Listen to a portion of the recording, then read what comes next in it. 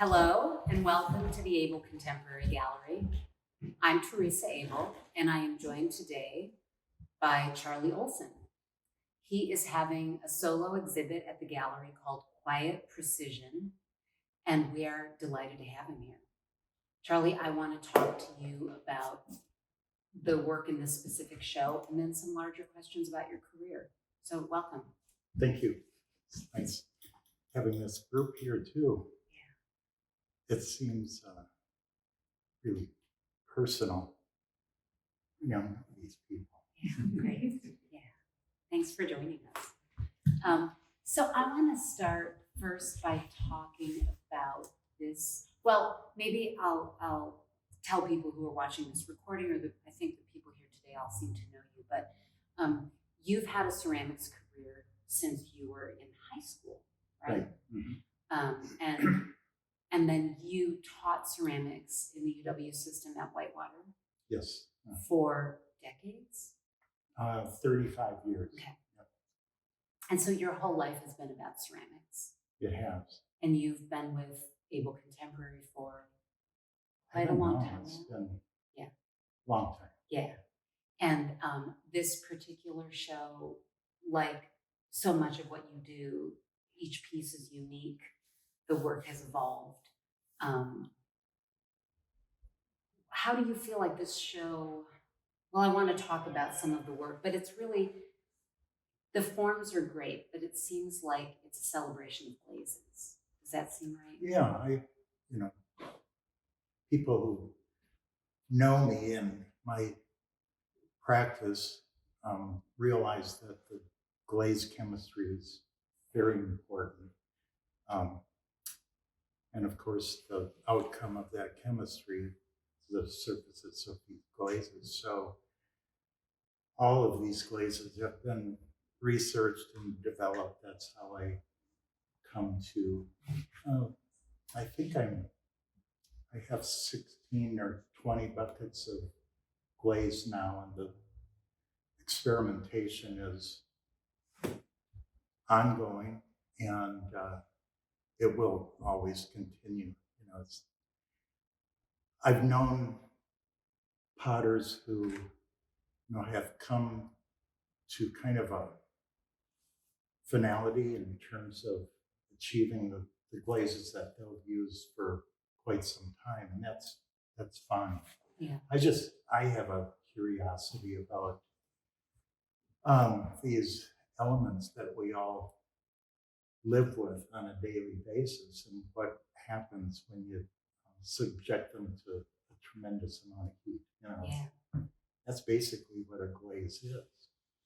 And then beyond just researching and developing singular glazes, I think it's important to note that if you have 20 glazes,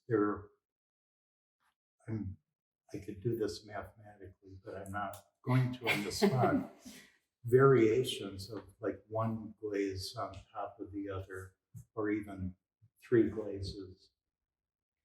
So, your palette of 20 glazes is really literally hundreds and hundreds. Right.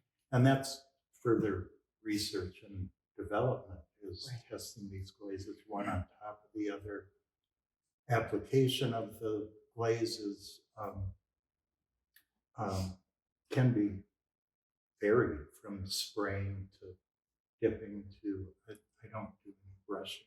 But, so I'm going to pretend that there are going to be people watching this talk who don't know much about ceramics. Mm-hmm.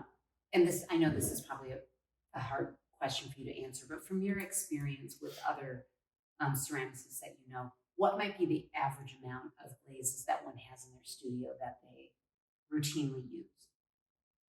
I don't know. Is there any sort of... Well, I think Carl Borgeson, a former colleague of mine, I think it's a matter of 4 or 5 glazes.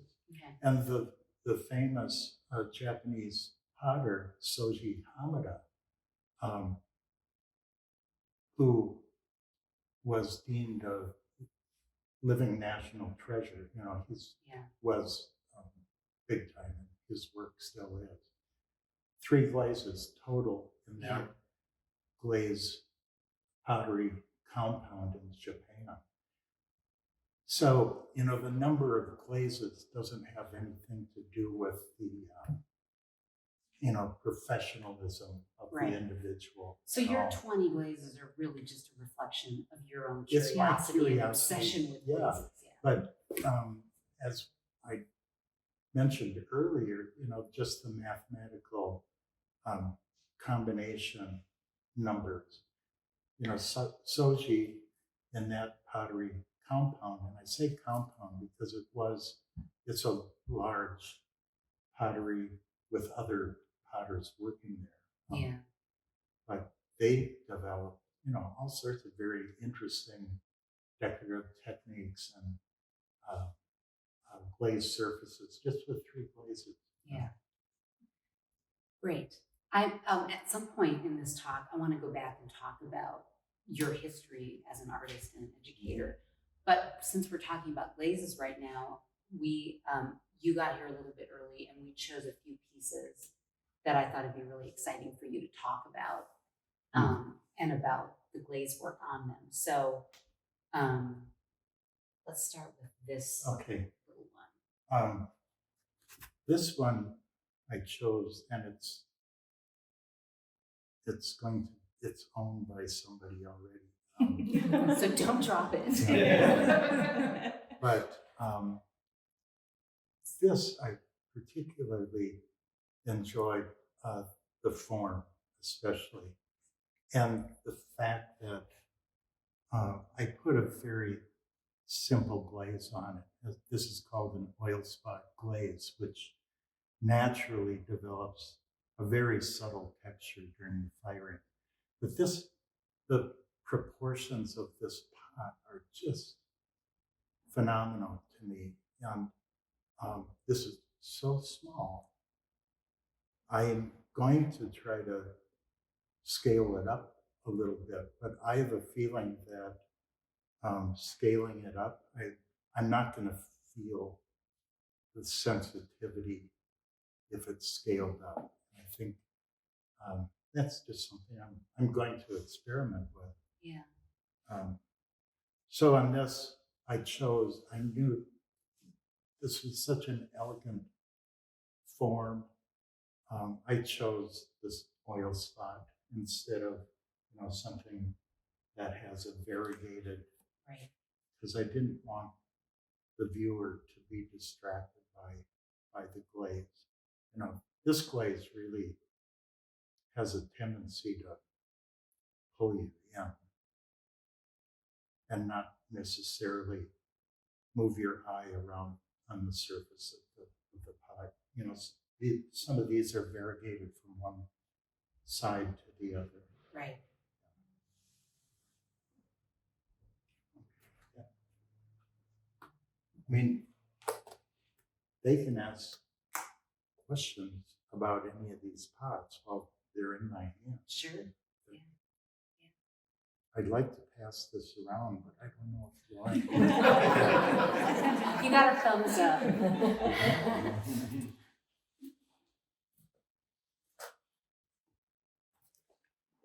Charlie, are those bulbs hollow inside? Yeah, they're And hollow. I would think it would be really difficult to just get that. It's really difficult to choke in.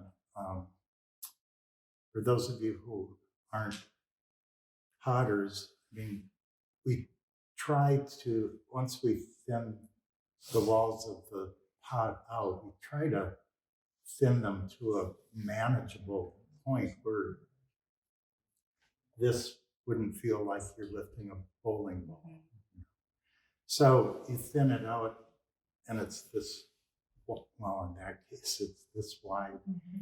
And then you choke it in. And when you choke it in, the clay thickens. So then you have to get back in there to thin it out, and your finger's too big. So you use a wooden dowel as a surrogate finger and go in and just.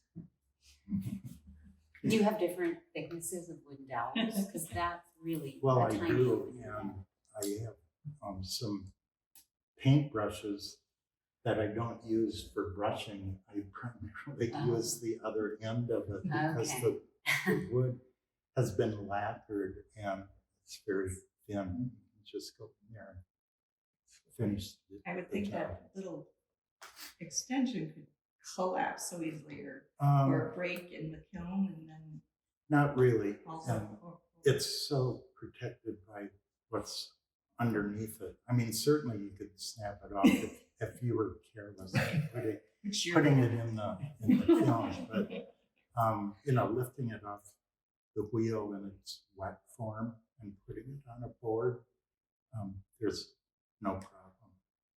Maybe for an amateur. Yeah. Yeah, another question. Something I love about this is I'm holding it. It's incredibly symmetrical, obviously, as a form, but the slight angle on the top is really beautiful. Yeah. You know, it's that moment that's something you might observe in nature. Mm-hmm. And it's just lovely, rather than that straight cut off Yeah. that you might expect in something very symmetrical. Yeah. Really Thanks nice. for noticing that. You'll notice on most of these, there is they aren't totally symmetrical, and especially that lip area may slope down. Yeah. I leave that because I love it. Well, let's go to this piece, which is related in a way to that form. But then the glaze is completely different. Yeah, with this, to me, this pot is speaking more of inflated volume. And I guess, to the uninitiated, that you may not realize that this pot is hollow. I mean, you just brought up that, Jill. When you know that it is hollow, I think that whole feeling of inflation comes to the fore much more meaningfully. So these are brought out, choked in, and then just a little bit of a neck there. And then the final thing I do before I set the pot aside is to blow into it, and that inflates it more like a balloon. Oh. And it just puffs up. And if the clay hasn't been worked overly, so the clay will puff up and stay that way. If the clay is too wet, it'll just relax back down to where it originally was. Yeah, that's a trick that I learned many years ago. Did someone teach you that trick? Well, or I did you remember learn it my through? original bill artist was my teacher in college. It's not a secret. I mean, everybody knows you can do that. It's not a secret. Clearly, I'm not a genesis, but you didn't talk about the glaze. Oh, yeah. That's true. So there are three glazes going on here. The first glaze is white. And then, over the last year or so, I've been intrigued by this pink. And it's no good if the pot is all pink. This just has to serve as a blush, like the peach, it's just blushed on one area. So I'll dip this in a white, and then I use a spray gun to spray this blue on, and then just a little bit of the pink in this area here.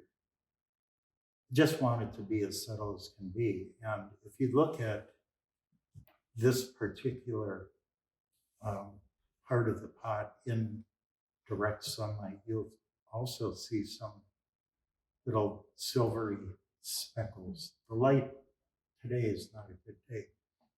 light has to be just blaring on it, and if you turn it, there's something in the glaze. I don't know if it's silica or whatever. It's really beautiful. You know. Yeah. When we put it back on its shelf, even from the good trap lights, you can get a sense of that. Yeah.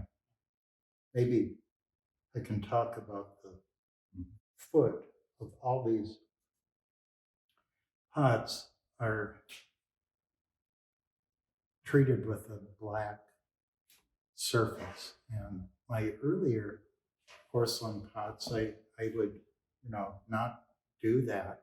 And to me, it was almost distracting to see that white down below. It was too white in relation to the subtlety of the glaze up above. So I started putting a black on gold surface on here. It's a black clay painted on. And that just kind of, keeps your eye away from that area. Yeah. So, it's almost ironic that I'm using a porcelain, which is known to be this kind of quote unquote precious white material, and then covering it up with glass. Yeah. But I leave the very bottom of the foot without the on-go for a technical reason, actually. So you were, when you talk about like the blush of a peach or something, these things that remind us, there's a piece down here, this bowl, this V-shaped bowl. Sometimes, specifically with landscape painters that we represent in the gallery, sometimes I'm driving home, I have like a 20-minute drive home, and there'll be a sky that reminds me, and I'll think, oh, that's like Deb Gottschalk's paintings, or that's Kay Brathel Hospital, or whoever it is. And there was a night after your show opened, kind of a stormy night, and I thought of this. There was something crazy about the way the sky looked, and I thought, it's a Charlie Olson sky. And that piece in the show kind of knocks me out. It's very dramatic. But I don't know how you did that, but it's just great. Well, I'm not gonna lie to anybody. And there are a number of people that are ceramic artists in this room. You know darn well that some of the best things you ever encounter are complete accidents. And so this piece was fired 3 times because the first round, the glaze was dead to me. There wasn't enough interest. So I sprayed some more, another glaze on top, fired it again. And by the way, you can fire a pot as many times as the pot can stand it. And the second firing was not very interesting as well. So then I got up another glaze and sprayed on top of the previous 2, and this was the result. And it was a complete surprise. And usually, this will be totally one of a kind. There's no way that I'll ever be able to repeat this. It's just great, yeah. So Charlie, so back in high school, what do you recall? What was it about that first encounter with ceramics that got you excited? I don't know. There's all sorts of trite answers to that. We just want an honest one.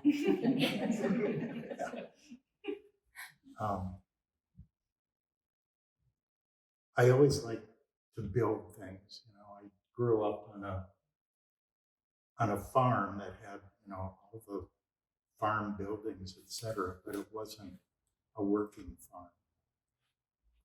My grandparents had bought that, and then my mom and dad moved into it. My dad worked downtown in this small little village, in Minnesota. But when the farm was sold, evidently everything that was on the farm was sold with it. So there was a machine shed with all the tools, etc. And I would just spend a lot of time there. Okay. So that's the preface to, yeah, I like, Working with your hands. And, yeah. And so my teacher in high school was really a super guy. And this was now in Rochester, Minnesota. And he said, you ought to try this sometime. It wasn't a unit that we were taking in art class. Oh, okay. He had his own wheel in the room. And so I tried it. And it came pretty easily to me. And that was that. Yeah. So I knew that's what I wanted to do. And did you, I'm always interested when I do these talks with artists because I know, like for me growing up, there weren't any artists. I had no role models. I had no way to think that was a way to live a life. So going forward, I mean, did you have any artists that, aside from that teacher, that you thought, oh, this is actually something that a person can do in their life? Well, yeah, but let's back up. When I grew up, it was like for you, I mean, this town, Zumbrota, Minnesota, was so small. I mean, there wasn't an art program. Right. Somebody would roll a card in once a month, and you'd, trace your. Yeah. But no, then we moved to Rochester, the big city, when I was 15, I guess. And in that Mayo High School, there were 3 art teachers, and I got to know all of them. And they would go out and sell their work at art festivals. And then, I don't know if anybody's ever heard of Juliana Frio. She's a sculptor in many different mediums. She lives in Rochester, Minnesota, and was really a prime force in me saying, hey, you can do this. Yeah. And I mean, she's a successful artist. Yeah. Look her up. That's great. So then you zoom forward, you think this is something, you go to college, study ceramics. And did you think to yourself upon graduation, I think that I would like to teach? Did that feel like a calling to you? Or was it something that you thought, I need to make a living and do something, and I like the security of teaching, and then later you found out, wow, I'm actually good at this and I enjoyed it? I'll tell you, like undergraduate, I knew I was going to go to Mankato State University because my Phi-Ed teacher at Mayo High School, who was a Southern man with that accent and was really a jock type. He was also the guidance teacher, the guidance counselor. He was my guidance counselor, my Phi-Ed teacher. And he told me that I'm not smart enough to go to any other school except for a state college. So that's why I ended up in Mankato. But it was He told you that? Yeah. You could do that back then. I'll tell you other things that he did in Phi-Ed class. We'll save that for another time. We're talking major lawsuits. Yeah. Anyway, I want to mention that my teacher in Mankato was an African-American ceramic artist, believe it or not. I mean, this is 1969. There were no known Black American ceramic artists, period. But he ended up in Mankato, Minnesota, which is just so ironic. I mean, this is farm country and 1969, and the diversity on that campus was almost, zero. Yeah. Anyway, he took me in first freshman year. And so I was able to study ceramic solid for 4 years. Great. And he was an iffy teacher. He had a real,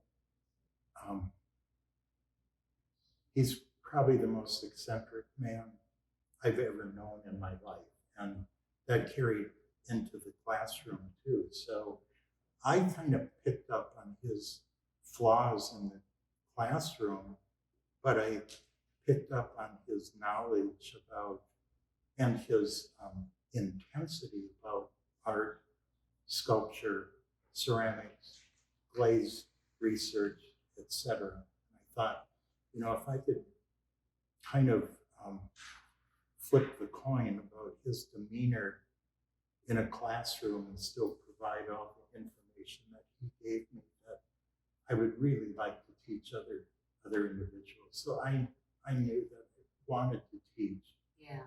And I suppose, that whole element of money, yes, you think, what are you going to do? Sure. No, I mean, it's not it's a realistic thing to think about. I mean, and it allows you to have a job where you're involved in the arts. And this leads to another question that I was going to ask you is, I mean, there's some former students of yours here, and people, because you're taught not that far from where we are, students of yours come into the gallery and people speak very highly of you. And so you obviously left an impression as an educator, and did that, did teaching affect your studio practice? Well, I'd like everybody to know that the most significant activity I've ever done throughout my life is teaching.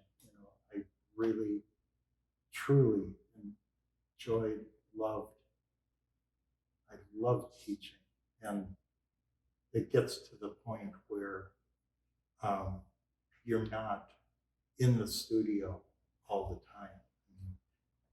Initially, first, in 1977 is when I started in Whitewater. Things were a lot different then too, bureaucratically. There was a lot more time to spend in your studio. Yeah. But then as years went by, not so much. And I realized that Carl Borgeson and I had really built a fantastic program there. And it just required more and more time because there were more and more things that you could think of to do, bringing in visiting artists and, all this stuff. There's nothing that makes you busier than being good at your job. That's true.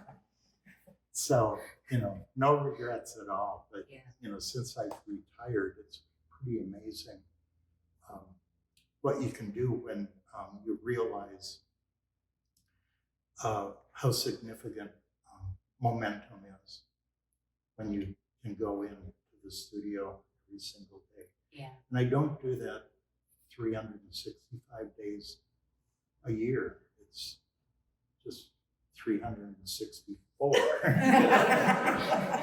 You glanced over at your wife, who's also a ceramicist. It's just so important to have somebody that really supports everything you do, too. I mean, Di is a ceramic artist and was an art student as well. So I think it's, knowing what it requires. It's not like I'm going to go in a couple hours a day and get something significant done. Yeah. And there's nothing wrong with anybody going in for 2 hours. At least you're in there for 2 hours and you're doing something and using your brain and your fingers. Yeah. So And I went to grad school in Boulder, University of Colorado. And, that was okay. It was. I mean, I've thought of this, I had, the last day or two. I'm old enough to work, and I'm not going to step on anybody's feet at this point, because maybe they may or may not be living. Yeah. Yes. But We my promise not to tell schooling, anyone. I mean, really, this was 1969 to 1975. I mean, this country was totally messed up, and we were participating in lots of protests, and classes were being canceled, and also a lot of people were, really smoking a lot of pot, including the teachers. And my point is, I didn't really learn that much. I really didn't. And it's not because of me, it's the environment. It just it was so loose and not as formal as it is nowadays. Nowadays, I think it's almost too formal. Interesting. But no, that's it. But you learn a lot of things just from osmosis, and like being in Boulder, there are other things that you learn, and just being in an environment like Boulder at the base of the Rockies versus farm country, Minnesota, you may or may not realize that you're just taking in all this information that may not be pertaining to a glaze or ceramics or the art department at University of Colorado. But the individuals that I encountered in Boulder is just exhilarating. Well, and I think sometimes too, there's a time when to become a professional artist, to become a studio artist, whether you're an educator or not, you have to get in a routine where you go in your studio and you make work. And to get into that routine, you have to start early, I think. Mm-hmm. And graduate school, sometimes I know it can be a very expensive experiment, if it doesn't work out, but and it's more expensive now than ever for students to just sort of take that risk. But when else do you get a dedicated amount of time to just think about your art for 2 or 3 years, which I think is really important, and then to keep that going. As a gallerist, I see sometimes we encounter people who, they don't stick with it. They graduate, we show their work for a little bit, and then 2 or 3 years later, they just kind of gave up because it's hard. But I think you at least have to have that time when you can really just think about your work and what that life might be like. Yeah, and I think like in Whitewater, we have several students here that I don't know what turned you guys on so much, but you're still dedicated to that work. And I have a feeling that it was an environment that where you had colleagues there that were true friends, and you learned from each other, maybe even more than what you learned from me or from Carl or from Jared. That kind of environment is, I think, so important. And I've seen kind of a switch in that as well. But, yeah. Well, let's talk about a pot again. Yeah. Because I just learned something about that little lid this morning. That I didn't know. Well, this form, actually, I don't know if I was making these before we realized that there was that glass piece. Oh. I don't think, I took glass blowing when I was in undergrad. Oh, you did? Yeah. It's hot glass, not cold. It was, Yeah, you know. you were the blowing yeah. for, okay. Mhm. And there are only a couple pieces I still have from that experience. And it was after I started doing this series that we realized that I had this piece. It's made of glass, and it's a little bulb that is sunken down inside a glass vessel. Interesting. It looks really clunky, you know, because that bulb is riding high on the shoulders of that. So who knows where this came from? I think it has roots in that fascination Yeah. way back. But this form, you know, I'd like to have this recessed and coming down into itself. So it forms a kind of a protective environment, if you will, for the so-called lid. And these lids are hollow. And So you throw the lid. yeah, the lid is thrown this way. And then closed off, and then I cut it off, and then there's a lot of refining afterwards. But before I close this off, I take a little, like a paper towel, and put a tablespoon of silica sand into this towel and wrap it up like a little package. And then I drop it into this bubble before I close it in. And I'll close it in and refine it, etc. So during the firing, that paper burns away and it leaves the sand loose within the bubble. So you can pass this around. There, you can shake it and feel the sand inside there. And I don't. I mean, what made you think like, oh, I think I'll put sand in the lid? I mean, Well, well, you always, you know, you just think about the pots and what do you experience when you encounter a pot? Well, obviously it's visual, mhm. and your brain starts ticking about perhaps about proportions or color or whatever, and maybe that's all subconscious, and maybe it's consciously perceived. I don't know. And then if you're allowed to pick the pot up, you know, that's another experience. The weight, you know, how the softness of the glaze in your hand, what it looks like when you know, tilt it or look at it from the bottom rather than the top. What I'm getting at is that these are all experiential. Yeah.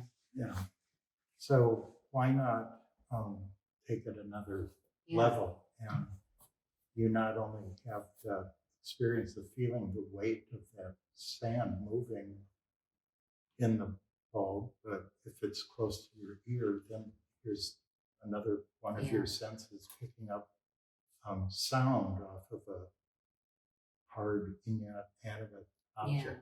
But you know, that glaze in particular, what I love is you look at it and it looks so soft Mm-hmm. because it's matte, but it's soft looking too. And then in fact it is soft in your hand. Yeah. Which is nice. Yeah, this is that pink again. Yeah. That, you know, this variegation, that is, well, I anticipated, but it doesn't always work out.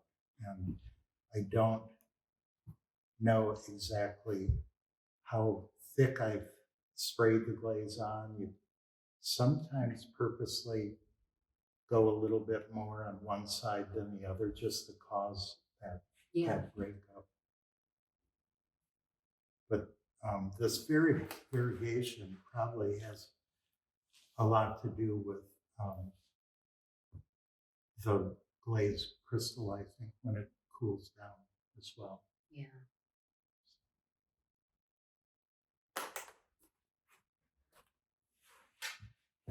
This one, I picked this just to show you. I always have a hard time with the way I work with this simplicity with the word decoration. You know, there's nothing wrong with decoration.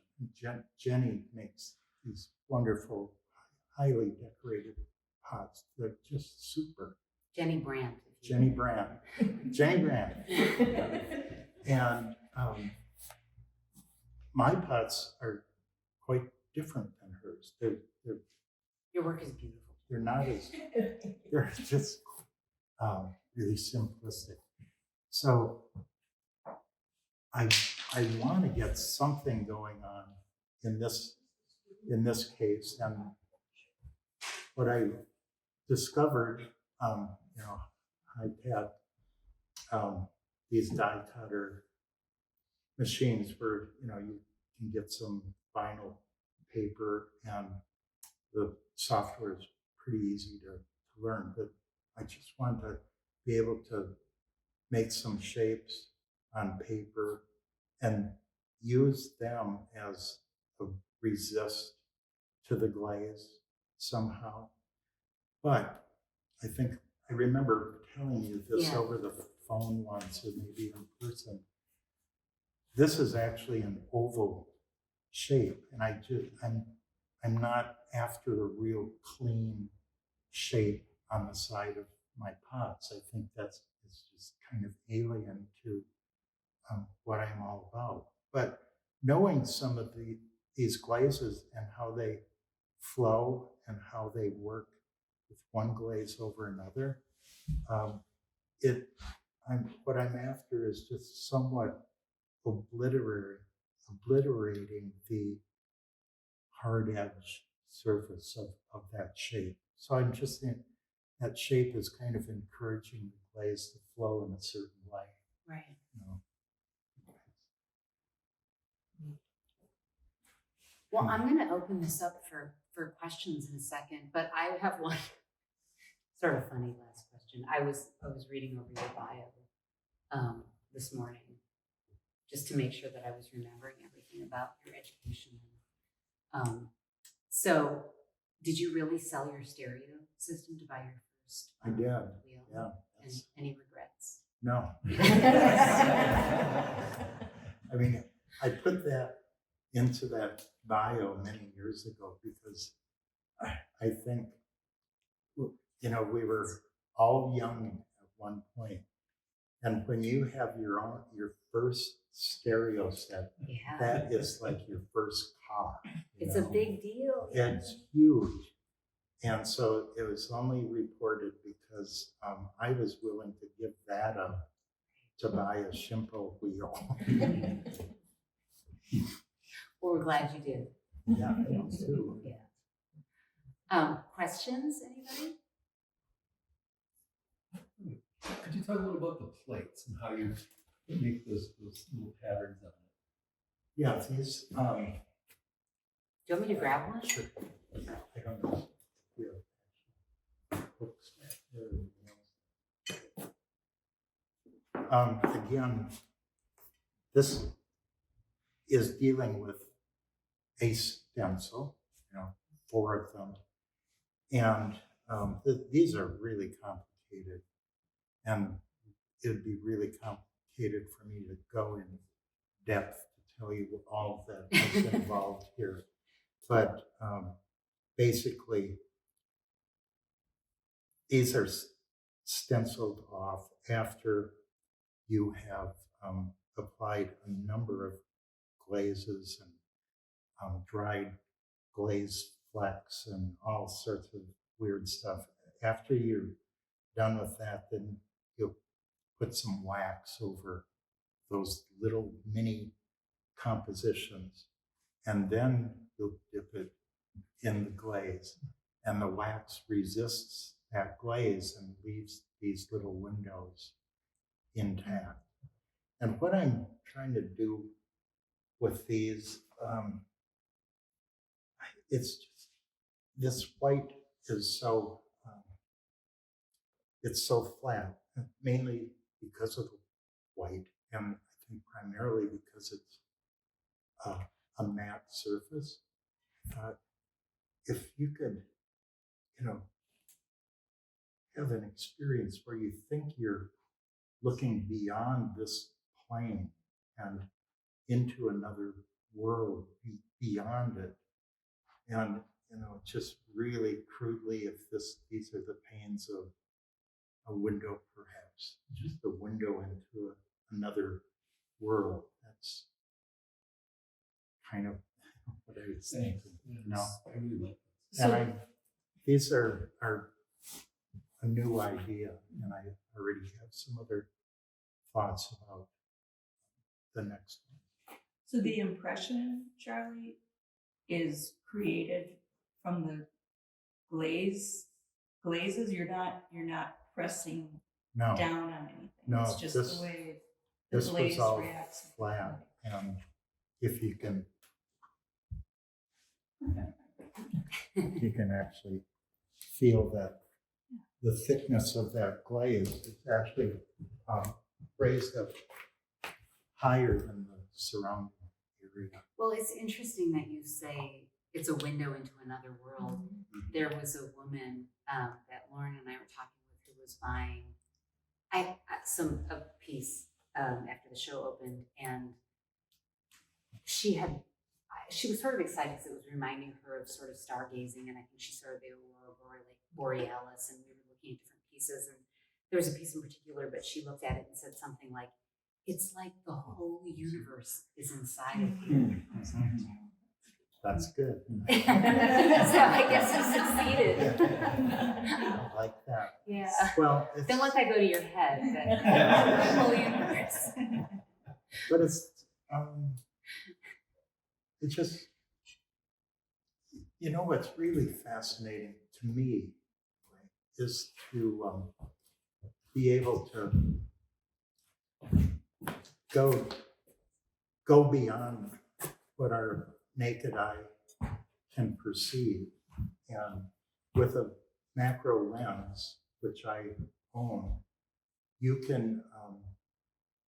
I can go in so close that I can take a shot that is 1-to-1. So the frame of, I'll say, film, just to make it easy, frame of the film is exactly the same size as what you're looking at.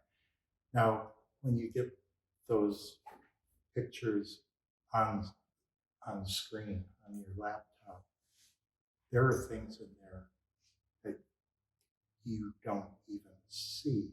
Right. And so that's something I enjoy, Any other questions? getting deep, feeling those Yeah. realities.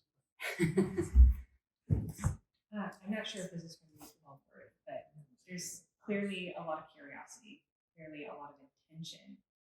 And then there's this long anticipation to when you put it into the film and then Mhm. open. Is that surprise still there for you when you open? Is there excitement? Is it adrenaline? What are you? Okay. That's a great question, actually. Yes. Yeah, it's definitely still there, especially. I would say that just about every pot that goes into the kiln is like a one-off, one of a kind. So I don't really know what's going to happen. So of course I have excitement and dread at the same time.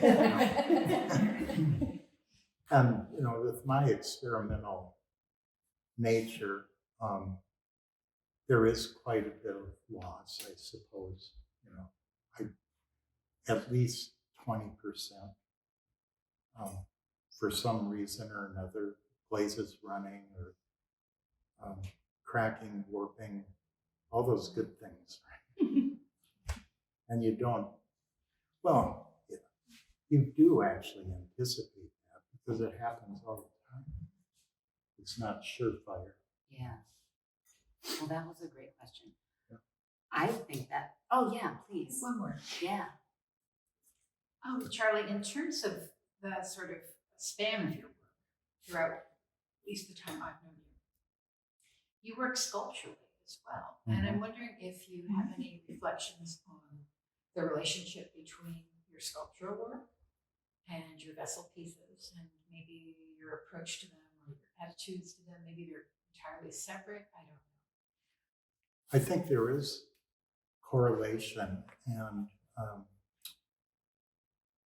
it's hard for the rest of you that don't know that earlier work. There was a lot of wall work, and there were a lot of pedestal pieces, that were kind of intricate, many parts that were assembled and maybe disparate kind of relationships of objects.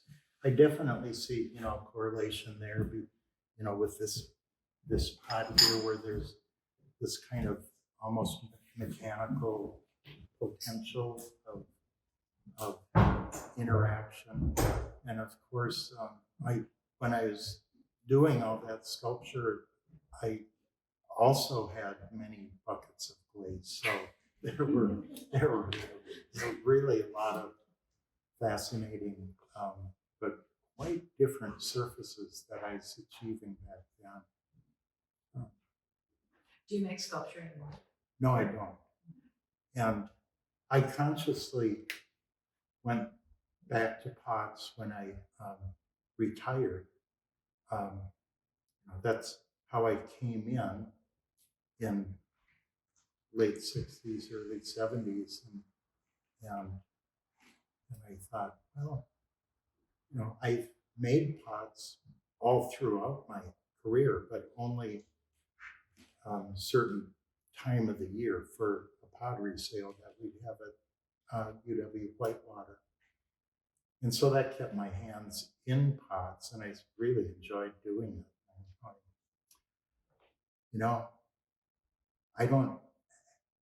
The sculptural stuff, I don't need any more lines on my resume. And I just don't need to. I'm just going to go in and make pots. Yes. No, it's interesting Karen asked a question because I still find it very sculptural, but I think it's more using the wheel as a tool. I wanted to ask a question. It's sort of like a silly question, probably. What comes first, the glaze or the form? It can go both ways. Okay. I think more so make the pot, and then as you're making the pot, I'm thinking of the glaze. But it can go the other way too, Chris, where I, found, let's say, this glaze combo and gone, well, I have to make a tall bottle for that and then spray that pink around the shoulder. So I remember, back in undergrad, my teacher, Bill Artis, the eccentric one, but he had a lot of really, really cool insight and wisdom too. I remember him once saying to me, someday you're going to be making a pot and knowing what the glaze is going to be on that pot. And at that point, I couldn't even comprehend that. I really couldn't. And when I think back of my lack of comprehension, it's hard for me to even get in those shoes anymore. And now you're the master. Hey, I'm gonna wrap the recording up. This is great. Everybody, please stay and talk more with Charlie and look at the works, because I feel like now that we've talked so much about them, it's gonna be great to handle them again. This show is up until, Lauren's gonna remind me, July 21st. July 21st. So please do see it. There's 2 other great shows in the gallery. There's a group show called Spruced Up. And in gallery number 5, Casey Fletcher has a really, I have to say, outstanding installation, if you have time to see it, called Extramission. And Charlie, thank you so much for this really beautiful work. I'm so enjoying it. And thank you for joining us. Thank today. you. Thank you.